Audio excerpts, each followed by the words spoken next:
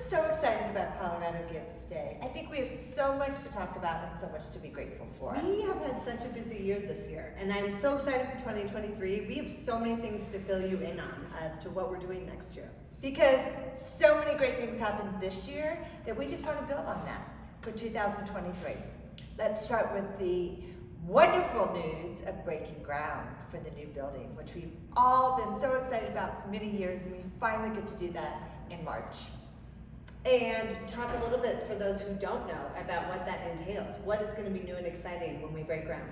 Oh my gosh, we are going to have 5,000 square feet. We're going to have 1,200 square feet of mixed-use space that during the day will be for artists to come and collaborate and be creative and use their imagination.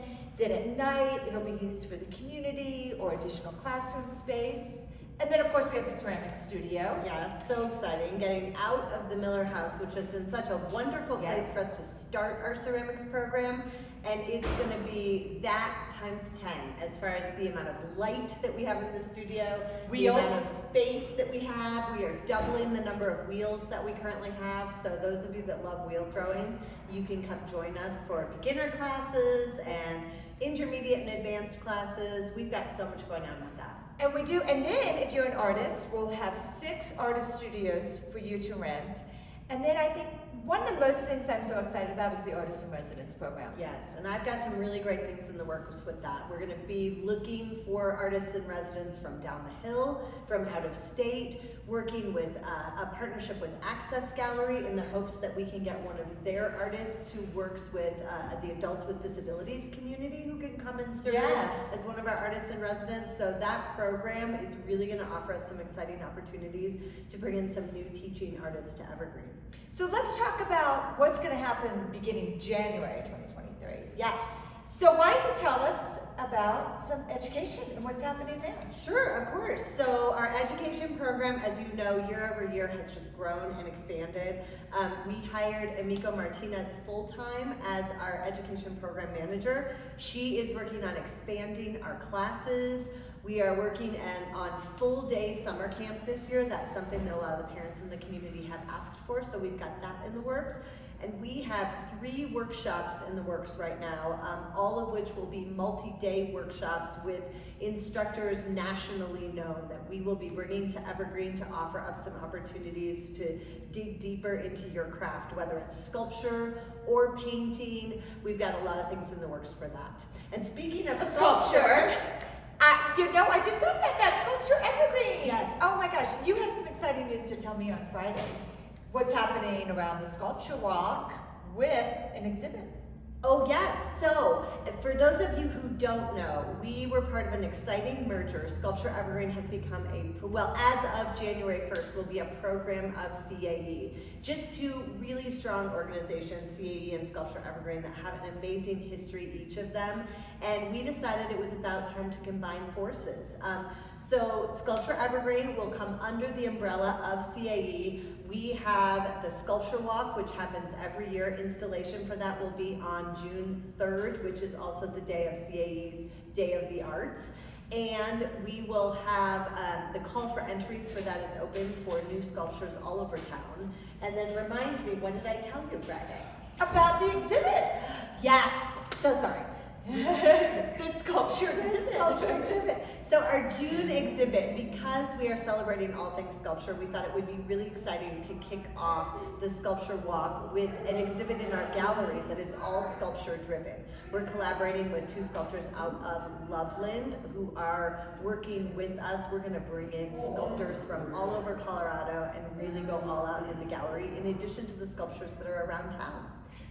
Yes, and actually, it's the woman, if anybody drives by Hospice, who did the sculpture in front of Mount Evans. Lori Acott is her name, and her partner Adam Schultz. Lori and Adam are working really closely with us. In fact, we get to go on Friday up to their studio in Red Feather Lakes and see all the things that they have in process right now out there. So should we talk about outreach? Well, yes, but let's talk about exhibitions first, because we're already talking about exhibitions. Yes. So we have 9 exhibitions a year, as you all know. Well, now we've added a 10th because of Sculpture Evergreen. One really exciting highlight is that the Rocky Mountain National Water Media Exhibition, which tends to be a favorite for everybody. This is the 50th year. 2023 will be the 50th anniversary of that show. We're going all out. We've got 2 jurors this year who happen to be a married couple, both of whom are amazing artists. And we're offering 3 small pop-up exhibitions, an opportunity. We all love the member show. That's what you see behind us. We love our artist community up here. And these 3 pop-ups give us an opportunity to highlight 9 different artists throughout the course of the year who are really important to the Evergreen community as far as their artistic practice.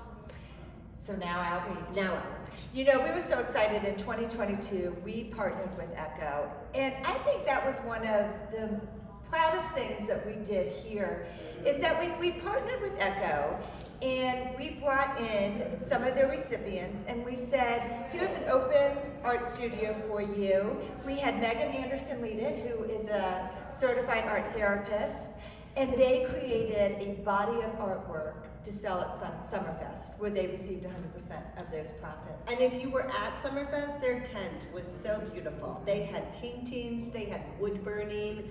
The clients of Echo really revisited art in their lives and just created some wonderful stuff. So we're so excited to be able to do that again. And it was so successful, and that program was actually a grant that we were able to do that. But it was so successful that we actually went back to Echo with Dale Flanders and said, let's just both pitch in money and make this happen again. Yeah. That's how much we loved that program. So we'll be doing that, and we'll bring you back Share the Moment. Bringing back Share the Moment. For those of you who don't know, we had a program prior to COVID called Share the Moment, which is an opportunity for us to connect with the memory loss community. Those who are maybe experiencing memory loss and their caregivers, welcome them into the gallery and use art as a way to really connect and communicate. And we've got some really interesting art experiences that those people get to participate in as well. And then finally, Boys and Girls Club. This is a brand new partnership for us, the Boys and Girls Club of the High Rockies. One of our instructors, Krista Hines, is working on a monthly basis throughout the remainder of the school year. She is taking CAE on the road. She goes to Boys and Girls Club out in Bailey and is offering art experiences for those kids who are using Boys and Girls Club after school as a way to do homework and really expand their educational opportunities in their after-school program. And finally, our DEIA. Yes. And we are going to continue to build on that. We had wonderful feedback.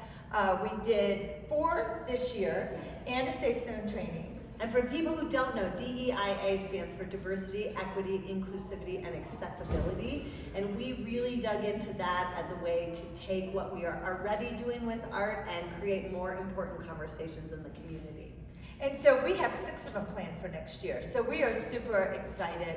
I think with each one, I learned so much. It was really, that was something else I was really proud of, is those conversations that we started about the DEIA. Yeah. So stay tuned. I mean, we have lots, and it's because of people like you that we are able to do this fantastic work. We thank you for being such an amazing community and a supportive community to CAE. We always say we would not be an art center without our artists. We also would not be an art center without the wonderful support from the community. We believe that art is the heart of this community. So please give on Colorado Gives Day.